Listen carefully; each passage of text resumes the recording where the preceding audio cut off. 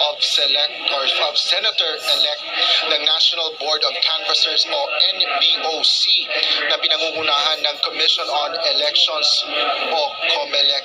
Andito po tayo ngayon sa Manila Hotel sa lungsod ng Maynila kung saan inaasahan nga natin na ipoproklama ang mga winning senatorial candidates batay na sa National Certificate of Canvass. 12 ang mga ipopoklamang mga senador dito at nandito sa batay sa listahan ng National Certificate of Canvass, nangunguna dito si Senator Christopher Bongo, Bam Aquino. Pangatlo naman si Senator Ronald Bato de la Rosa. Pang-apat si Erwin Tulfo. Pang-lima si Kiko Pangilinan. Pang-anim si incumbent Representative Rodante Marcoleta. Pang-pito si Ping Lacson. Pang-walo si Tito Soto. Pang-siyam ang re-electionist na si Senator Pia Cayetano. Pang-sampu si Representative Camille Villar. Pang-11 si Lito Lapid.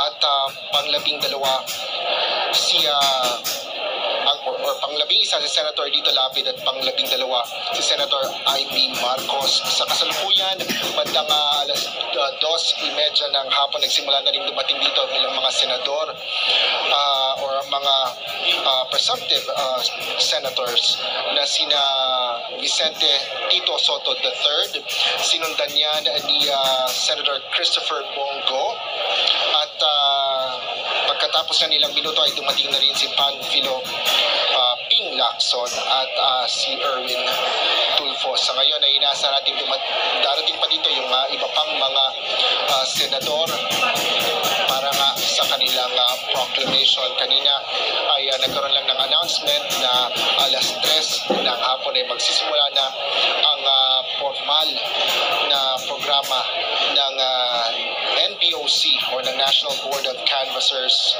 para nga dito sa proclamation of Senator-elect ng May 12, 2025 national and local elections na coverage ng UNTV News and Rescue. Sa ngayon, iniintay pa rin natin na dumating yung ibang mga senador. Nakikita natin yung mga senador dito ay o yung mga presumptive senators ay kasama ng kani-kanilang mga kaanak at yung iba naman ay kasama ang kanilang media relations officer at ang kanilang mga team. Inaabangan pa natin dumating at inaasahan natin na ilang minuto ay darating na rin yung iba pang mga senador, lalo pat magsisimula na nga ang formal na programa para sa proclamation ng mga senator-elect.